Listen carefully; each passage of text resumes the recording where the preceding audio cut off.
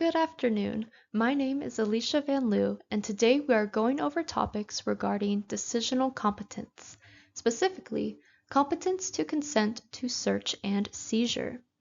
Before we get into it, let's go over the definition of decisional competence and another concept. Melton et al. 2018 defines decisional competence as the competence to make a certain decision. The other concept is parens patriae, which translates to state as parent, and takes place when the state makes judgments on an individual's behalf due to them being deemed as incompetent. In the art on the right, we see an example of parens patriae brought to us by Luke Skywalker and Darth Vader. Luke is asking why Darth Vader made a decision for him when that decision in fact harms Luke.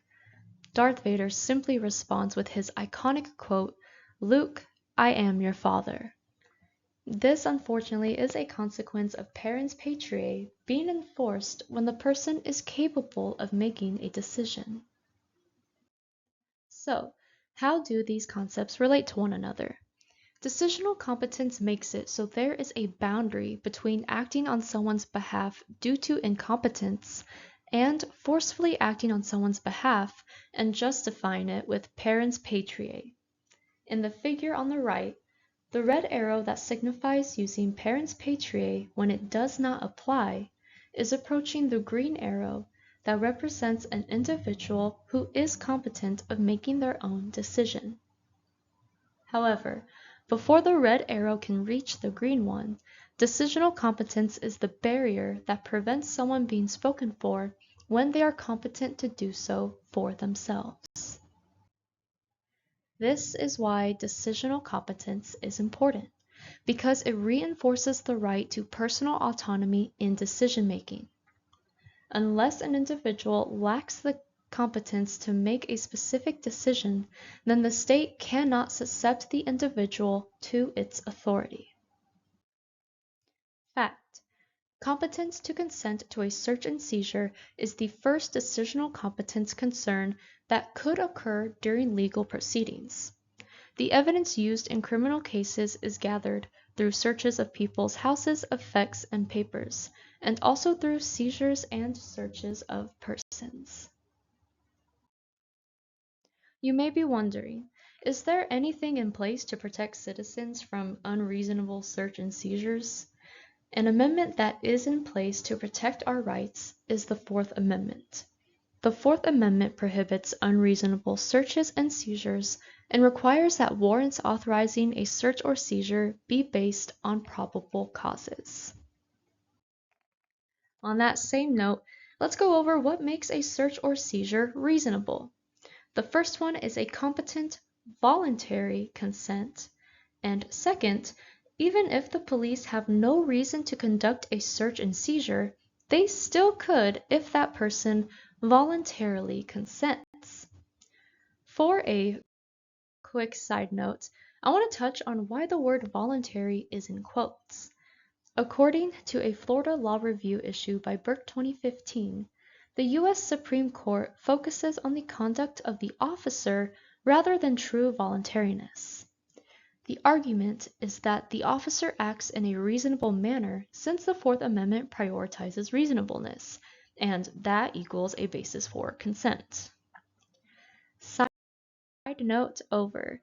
Similar to the second point, if a person consents to detention, even with no basis, the officer performing the detention is not violating the Fourth Amendment.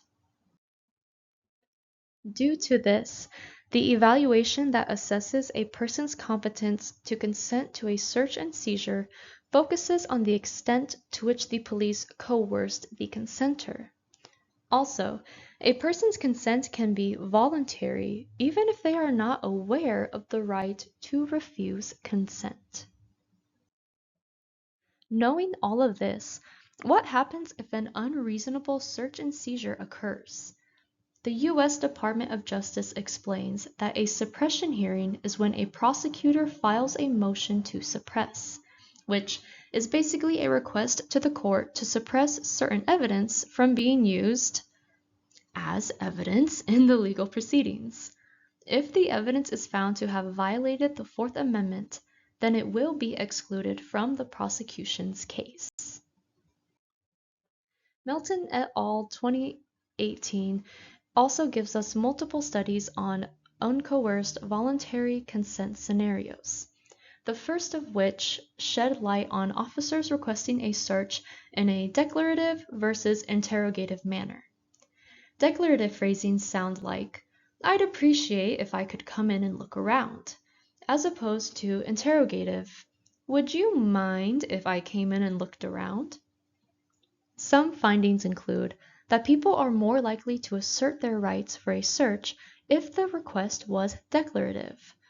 On the other hand, interrogative requests resulted in a higher chance that the officer received consent to enter without question of police objective. In fact, the more detail police provided about their objective, the less likely the person would ask them to leave once consent was received. In the second study, they found that fear is the main character in consent searches. A quote from the study states, "People consented to search for one primary reason: fear of reprisal if they refused. Most were unaware of their legal right to refuse. Those subjects who understood they could refuse expressed virtually no faith in the law being followed by the police." The third study yielded similar results to the second regarding citizens' fears. They found that in many situations, citizens do not feel free to decline the search request for fear of officer interpreting the response as refusal to cooperate. If the officer believes the individual is not cooperating, then the individual is afraid of negative consequences being inflicted unto them. So, the dilemma is that the citizen consents to a request they would prefer to refuse, or they could refuse and deal with negative consequences.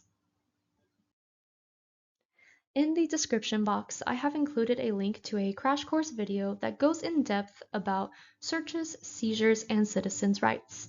They incorporate jokes and pop culture references into their videos that make them highly compelling, and I hope y'all enjoy watching it. This is the discussion question. Discuss why voluntary consent is not based in true voluntariness. What reasoning could be given for focusing on an officer's reasonableness when requesting a search instead of whether the individual truly wants to consent to the search? Here are my references, and that is all. I hope y'all have a great day. Thank you for watching.